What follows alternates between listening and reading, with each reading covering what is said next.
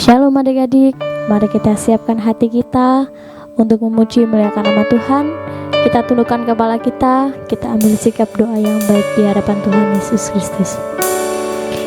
Tuhan Yesus, terima kasih ya Bapa untuk kasih karunia bagi kami ya Tuhan, untuk kesempatan kehidupan yang masih Engkau berikan kepada kami, sehingga kami masih bisa beribadah sekalipun melalui online ya Bapa. Berkati puji-pujian kami ya Tuhan, biarlah melalui pujian kami nama-Mu semakin dipermuliakan. Terima kasih Tuhan, terima kasih Yesus, di dalam nama Tuhan Yesus Kristus, haleluya, amin.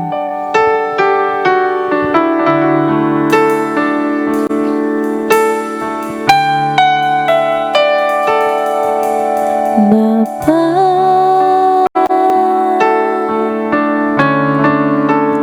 Engkau sungguh baik, kasih-Mu melimpah di hidupku.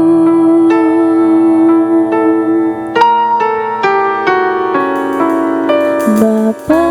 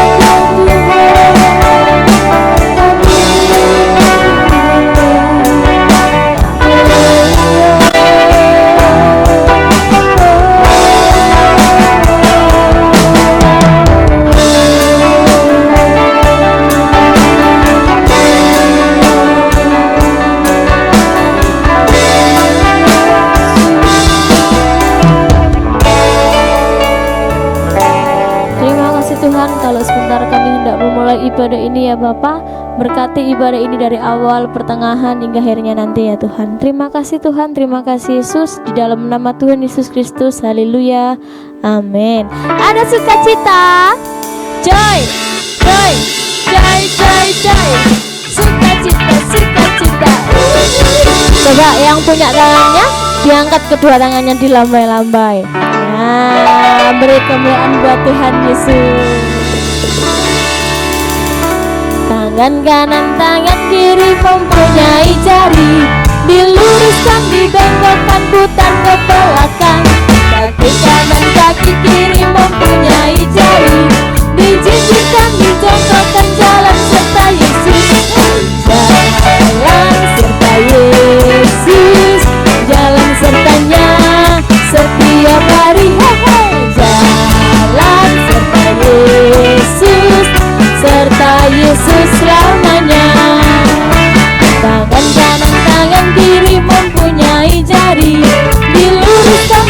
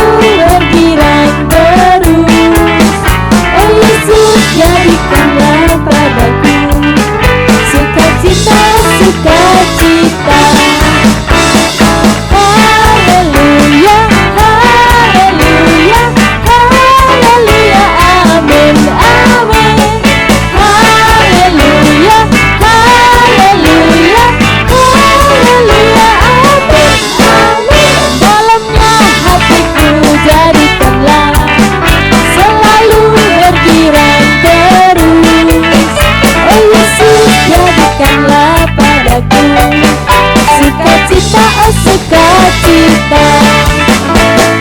Haleluya, haleluya, haleluya, amin, amin. Haleluya, haleluya, haleluya, amin, amin. Beri kemuliaan buat kita sudah selesai memuji muliakan nama Tuhan. Mari kita siapkan hati kita untuk mendengarkan kebenaran firman Tuhan.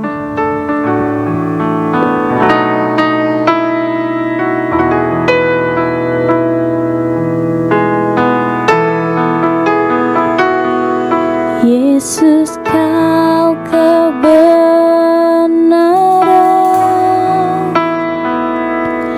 yang menyelamatkanku. Kau memberikanku hidup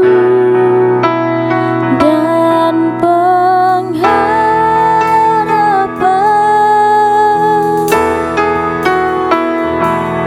Ku ikut kehendak-Mu. Ku perlu anugerah-Mu. Ku nyatakan janjiku kepadamu.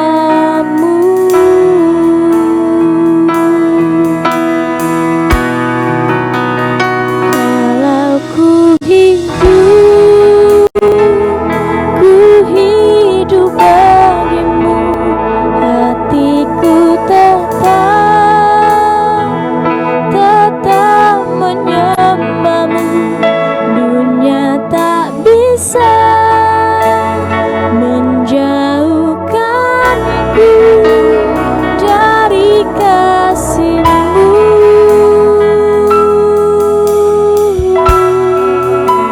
Selama ku hidup bagimu, mataku tetap memandang-Mu. Dunia tak bisa menjauhkanku dari kasih-Mu.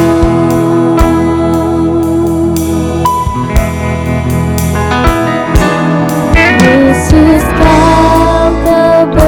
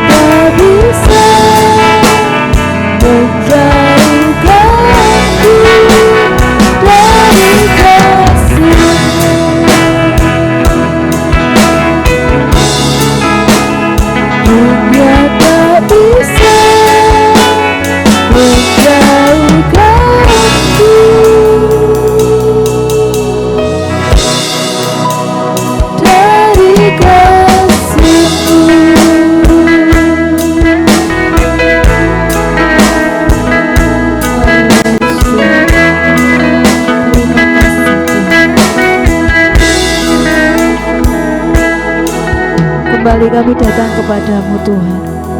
Kami bersyukur karena kebaikan-Mu yang begitu luar biasa dalam hidup kami. Kalau kami sudah melewati tahun ini dengan berbagai hal Tuhan, kami percaya Tuhan semuanya karena kemurahan-Mu. Terima kasih Bapa, terima kasih. Kalau sebentar kami tidak mendengarkan firman-Mu, tolong kami agar kami boleh mendengarkan firman-Mu dengan baik, sehingga kami bisa melakukan firman itu dalam hidup kami. Terima kasih Tuhan, terima kasih. Kami sudah berdoa dan mengucap syukur. Haleluya, amin, amin. Puji Tuhan. Hai adik-adik, bagaimana kabar kalian? Oh, Tante harap kalian semuanya dalam keadaan sehat ya. Minggu ini kita ada di penghujung tahun 2020 ya. Minggu depan kita sudah memasuki tahun yang baru 2021 ya. Mungkin tahun 2020 ini kita lalui karena ada pandemi ini ya. Dari bulan bulan 3, bulan Maret kita tidak bisa bertatap muka ya. Tapi Tante harap itu tidak mengurangi sukacita kita. Tante harap kalian tetap beribadah dengan baik walaupun lewat online seperti ini. Walaupun umpamanya kalian tidak bisa lihat YouTube kita ya, online dari sekolah minggu kita, tidak apa-apa. Kalau kalian mau lihat yang lainnya boleh, asalkan tetap beribadah dengan baik ya. Adik-adik yang dikasihi Tuhan, tahun ini mungkin tahun yang sulit untuk kita ya. Kita tidak bisa ibadah ya, tidak bisa tatap muka setiap minggu. Biasanya kita bangun pagi-pagi waktu minggu, lalu kita berangkat sekolah minggu. Lalu hari Senin sampai Jumat bangun pagi-pagi harus mana? Berangkat sekolah ya. Tapi tahun ini kita tidak bisa demikian. Karena apa? Karena ada pandemi ini, dan pandemi ini dirasakan oleh semua orang di seluruh dunia ya. Nah, oleh karena itu adik-adik, mungkin kalian merasa bosan di rumah atau tidak bisa kemana-mana, terus lalu mulai mengeluh menggerutu ya. Wah, enggak bisa kemana-mana, sekolah enggak bisa. Ada lagi yang bilang seperti ini, ketika sekolah mulai dibuka, lalu dengan sangat gembira, aku mau sekolah gitu ya. Tapi karena orang tua kalian mungkin lebih sayang ke kalian, lalu orang tuanya mulai bilang, enggak boleh dulu, sampai semuanya aman ya. Adik-adik yang dikasihi Tuhan, tetap turuti orang tua kalian. Kalaupun kalian sudah bosan, tetap bertahan ya, tetap bertahan di rumah. Jangan sampai kita tidak bisa berjaga-jaga sehingga itu semua tidak luput dari kita ya. Nah, adik-adik, siapa yang di sini punya cita-cita? Semuanya ya punya cita-cita yang baik tentunya. Nah, adik-adik yang dikasihi Tuhan, mungkin kita tidak bisa sekolah sekarang ini ya, tidak bisa. Tapi Tante harap kalian tetap punya cita-cita, tetap punya tujuan. Nah, untuk tahun depan ya, setelah dengar firman ini kita mau sama-sama berdoa nanti ya. Kita mau sama-sama berdoa supaya tahun 2021 nantinya pandemi ini segera berlalu dan kita bisa berkumpul kembali, dan kalian bisa sekolah kembali, kalian bisa meraih cita-cita kalian. Nah, adik-adik, dengarkan ya, Tante dia punya cerita. Tante buka ya. Nah, adik-adik yang dikasihi Tuhan, ada 3 pohon di dalam hutan ya. Dengarkan, pernah tahu ya, pernah lihat hutan ya? Di hutan tentu banyak pohonnya kan ya. Nah, pohonnya besar-besar kalau di hutan itu. Nah, ada 3 pohon di dalam hutan yang tumbuh besar bersama. Ya, tumbuh besar bersama. Lalu mereka saling bertanya satu dengan yang lain dengan cita-cita dan mimpi mereka ketika mereka nanti sudah besar. Ini cerita ya, jadi pohonnya bisa berbicara. Nah, adik-adik kasih Tuhan. Nah, pohon pertama ini berkata, kelak kalau aku sudah besar, ya, sudah besar, dia ingin menjadi sebuah peti harta karun. Tahu peti? Tahu ya, peti kalau zaman itu dibuat dari kayu. Nah, kayu itu dari mana? Dari pohon. Nah, aku akan dipenuhi emas, perak, dan berbagai batu permata. Dan semua orang akan terpesona oleh keindahannya. Itu pohon yang pertama. Lalu pohon kedua. Pohon kedua berkata, suatu hari aku akan menjadi sebuah kapal yang besar. Aku akan mengangkut raja-raja dan berlayar hingga ke ujung-ujung dunia.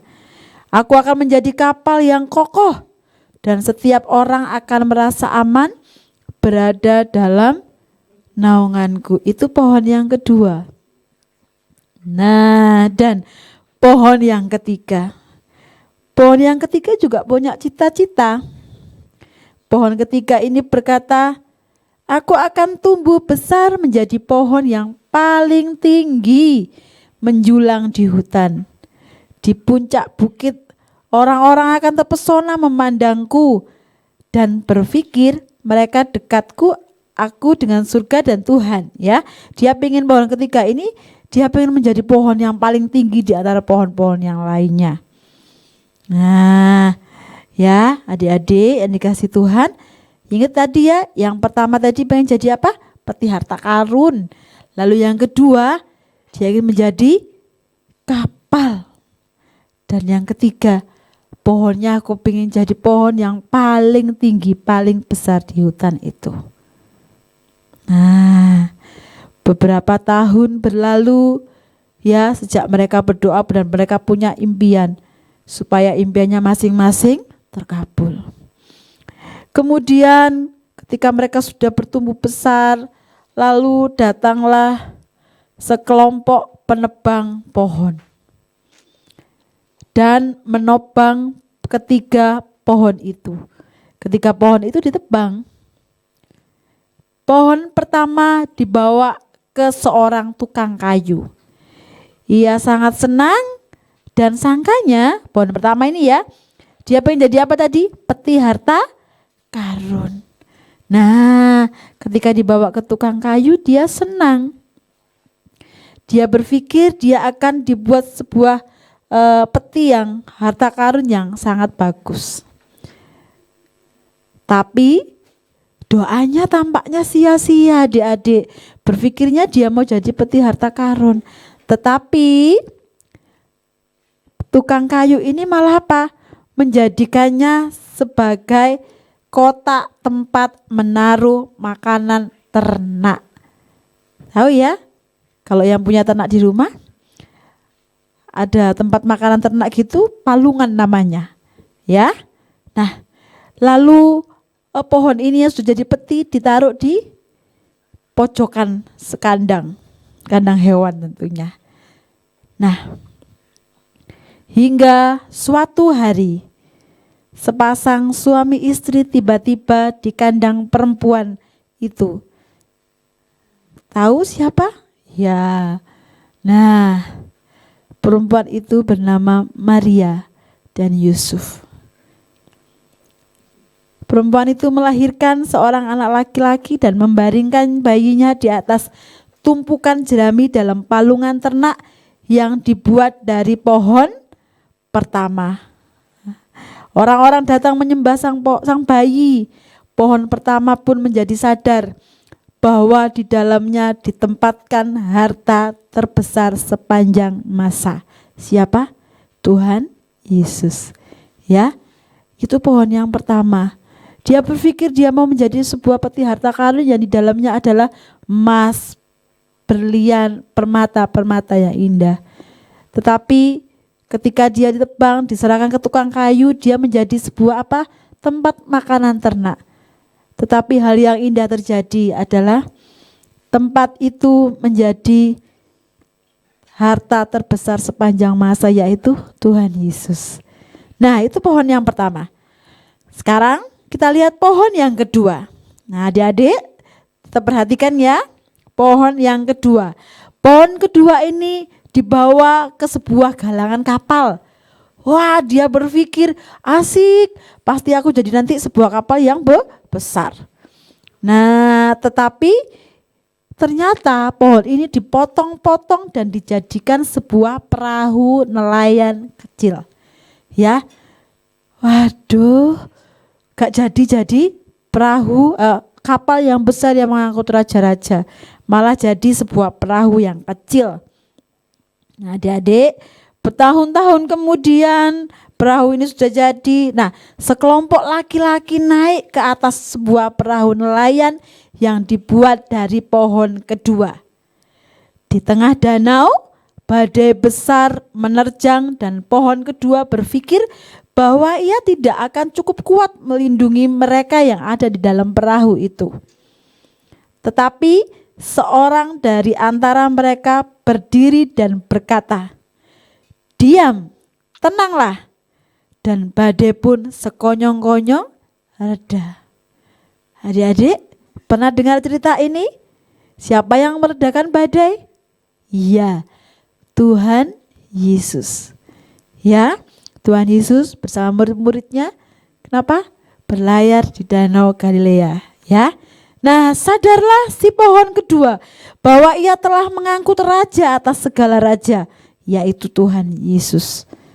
Ya, itu pohon kedua. Kita lihat pohon ketiga.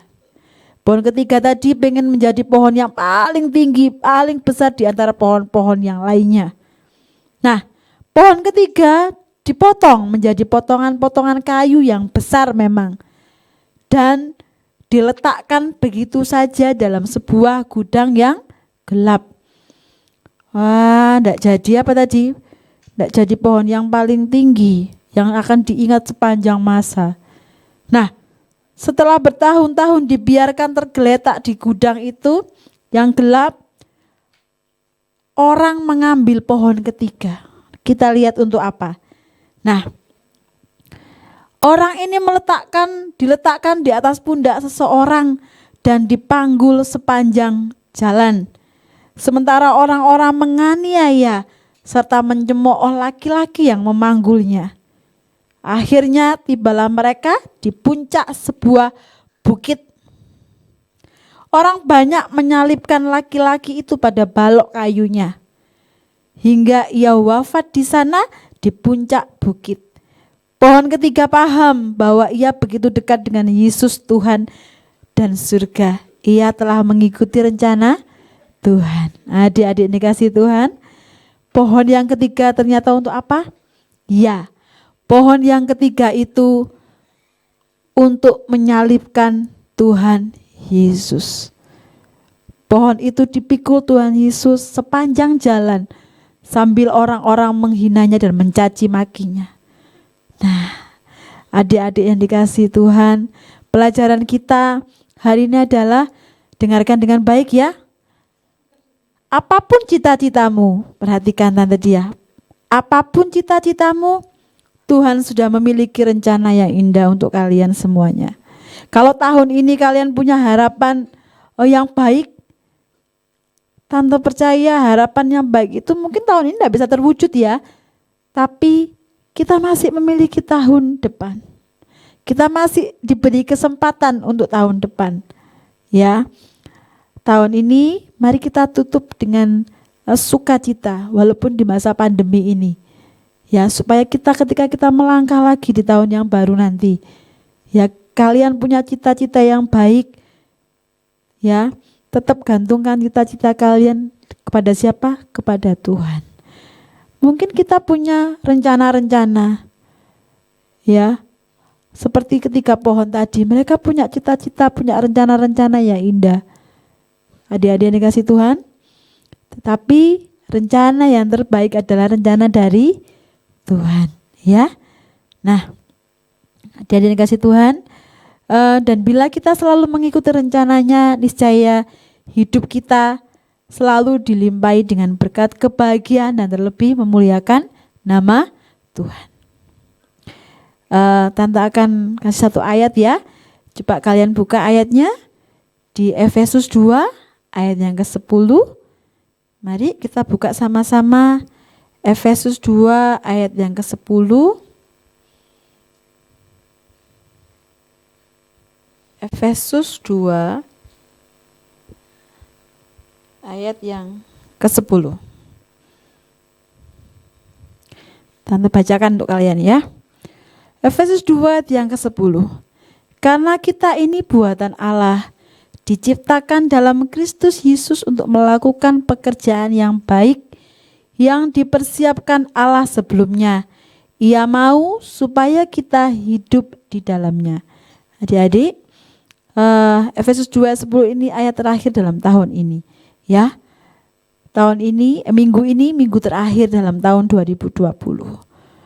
Minggu depan kita mulai online lagi sekolah minggu, tapi di tahun yang baru. Harapannya adalah tahun depan kita bisa bertatap muka kembali, ya. Kita bisa kembali lagi bersama-sama beribadah dengan baik kembali. Nah, Tante harap ayat ini kita simpan dalam hati kita. Kalian ingat-ingat baik-baik ayat ini. Kalau kita ini adalah siapa? Buatan Allah, diciptakan dalam Kristus Yesus untuk melakukan apa? Pekerjaan yang baik. Ya. Apapun cita-cita kalian, apapun yang kalian rencanakan dalam hidup kalian, Tante percaya kalau kita serahkan semuanya kepada Tuhan, niscaya kebaikan juga akan selalu mengikuti kita. Nah, ada dikasih Tuhan, Tante rasa cukup ya. Mari kita berdoa bersama-sama. Tutup mata, lipat tangan, kita sama-sama berdoa. Kembali kami datang kepadamu Tuhan. Terima kasih untuk penyertaan-Mu sepanjang tahun ini Tuhan. Kalau tahun-tahun ini, tahun 2020 ini, kami merasakan sesuatu mungkin yang sangat sulit. Kami tidak bisa bertatap muka Tuhan ketika beribadah. Kami tidak bisa bersekolah Tuhan. Kami tidak bisa melakukan sesuatu yang kami inginkan mungkin. Tapi kami percaya Tuhan, segala sesuatu yang terjadi dalam hidup kami, semuanya tidak luput daripada-Mu ya Bapa. Kami percaya Tuhan, rancangan-Mu adalah rancangan yang indah untuk setiap kami. Terima kasih Tuhan, terima kasih. Kiranya Tuhan, kami menutup tahun ini dengan tetap bersuka cita karena kebaikan-Mu. Dan ketika kami kembali lagi tahun depan Tuhan, kami percaya harapan itu tetap ada dalam hidup kami. Terima kasih Tuhan, terima kasih untuk penyertaan-Mu, untuk adik-adik kami Tuhan. Kiranya Engkau terus memberkati mereka dengan kasih dan kebaikan-Mu, penyertaan-Mu juga untuk keluarga mereka Bapa. Terima kasih Tuhan, kami serahkan guru-guru yang ada juga dalam tangan kuasa-Mu. Kiranya berkat penyertaan-Mu, kebaikan selalu mengikuti mereka Tuhan. Terima kasih Bapa, terima kasih. Sekali lagi kami serahkan hidup kami ke dalam tangan kuasa-Mu. Dalam nama-Mu kami berdoa dan mengucap syukur. Haleluya. Amin.